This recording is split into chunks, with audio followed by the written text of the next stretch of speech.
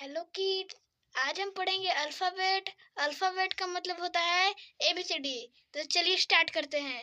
A for apple, B for ball, C for cat, D for dog, F for fish, G for gun, H for hen, I for ice cream, J for joker, K for kite, L for lion, M for monkey, N for nest, O for orange, P for parrot, Q for queen, L for lion, S for sun, T for tiger, U for umbrella, V for van, W for watch, X for Xmas tree, Y for yak, Z for zebra.